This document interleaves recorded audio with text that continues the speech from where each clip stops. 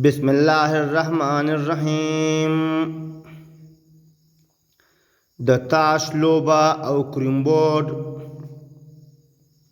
د حضرت بریدہ رضی الله تعالی عنہ روایت ته چې نبی کریم صلی الله علیه و آله وسلم او فرمایل چې کوم کاس د نرد شیر یعنی د تاش کریمبورډ وغیرہ سره لوبه کوي گویا کا لاس وهي د خنزیر په غوغه او وینه کې. دا حدیث مسلم نقل کړی دی. د حضرت ابی موسی اشعری رضی اللہ تعالی عنہ نا روایت تے چې رسول الله صلی الله علیه و آله وسلم او فرمایل چې کوم کاس د نرد سره لوبه کوي نو حقیقت د الله تعالی او د هغه د رسول نافرمانی کوي. دا حدیث احمد او ابو داود راغسته دی.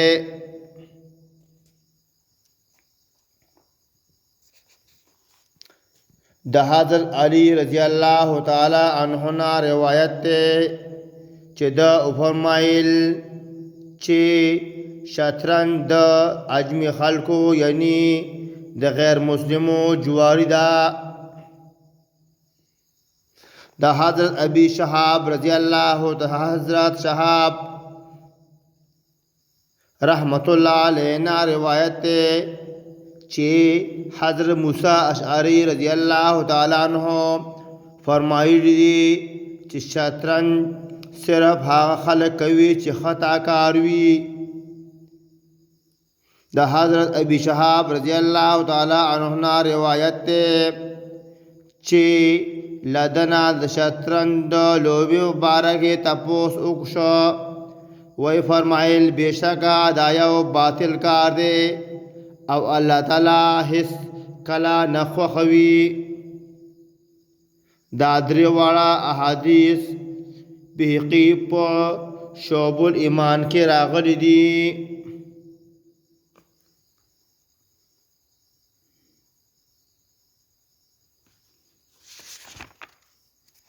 تشریح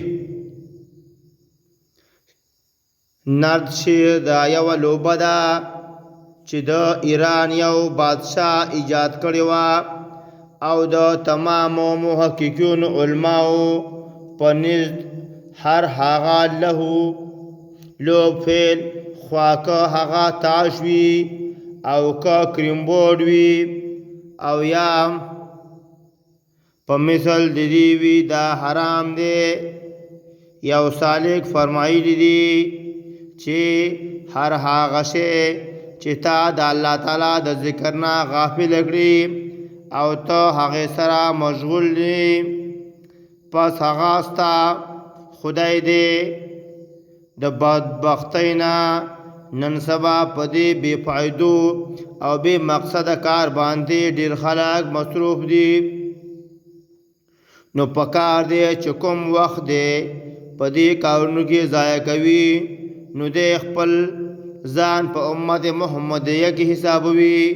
نو دغه وخت دی د الله تعالی په عبادت او اطاعت کې تیر کړي چې دائمی نفع حاصل کړي. دا بل حدیث چې کوم را روان دی کونترې الوزون کې شیطان دی. د حضرت ابی هریرہ رضی الله تعالی عنہ روایت ته چې رسول الله صلی الله علیه و آله وسلم یو سړی ولیدو چې کونترې پسې لګېدلی یعنی کونترې الوزولې. رسول الله صلی الله علیه و آله وسلم او فرمایل چې شیطان دی او شیطانی پسې لګېدلی دی. تشریح کونترې الوزول یا دې سره په شغل کول خلق مشغول دي مگر د الله تعالی پیغمبر فرمایي چې دا سړی شیطان دی ځکه چې د حق نه لرې دی او په بې مقصده کار مشغول دی. گویا نو گویا کدا خلق انسان په مثل د شیطان دی او شیطان سره لوبېدل در اصل شیطانی کار سره لوبېدل دي. دا بل حدیث چې مخکې را روان دی د ژبې د حفاظت بیان د حضرت عبدالله بن مسعود رضی الله تعالی عنه روایت ته چې رسول الله صلی الله علیه و آله وسلم او فرمایل چاچی مسلمان ته کنزل کول چا مسلمان ته کنزل کول بدویل فسق دی او پدې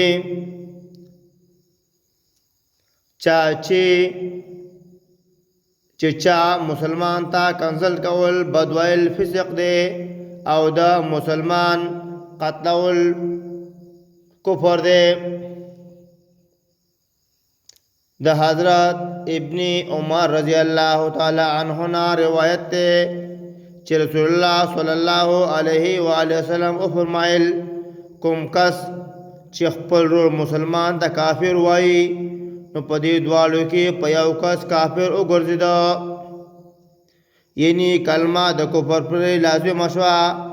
دا حدیث بخاری او مسلم نقل کړی دی.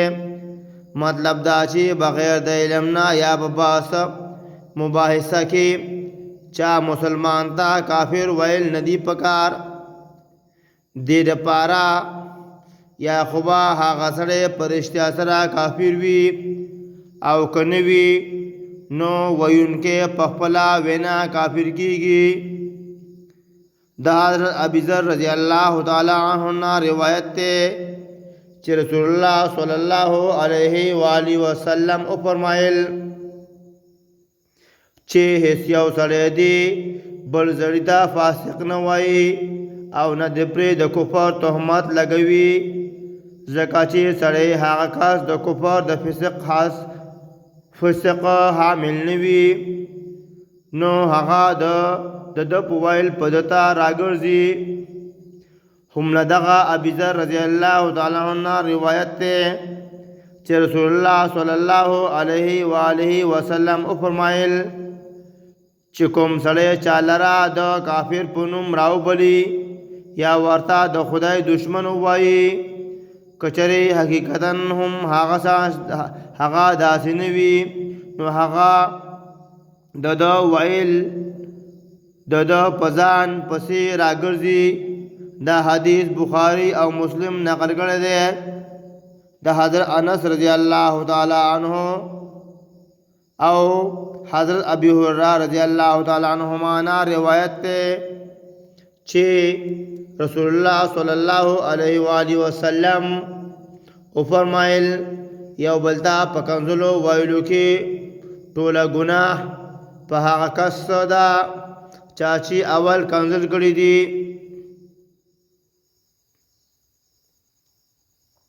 سو پورې چې مظلوم تجاوز ونه کړي، یعنی څوک چې اول کنزل وکړي نو دا وروسته مظلوم شه، کچرې دې کنزلو په بدله کې د کنزلو یا د نور انتقام څخه زیاتې وکړي نو دې هم ګناهګار شه.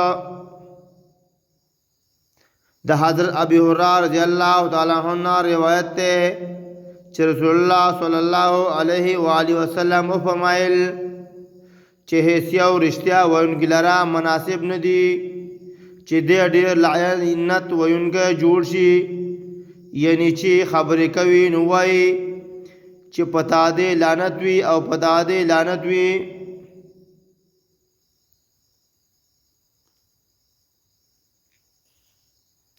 د حضرت ابي هريره رضی الله تعالی عنہ روایت ته چې رسول الله صلی الله علیه و آله وسلم فرمایل کچره یو سړی دا وایي چې ټول خلک هلاک شول نو یعنی دوزخیان شول نو ویونکې د ټولنا زیات هلاک شو.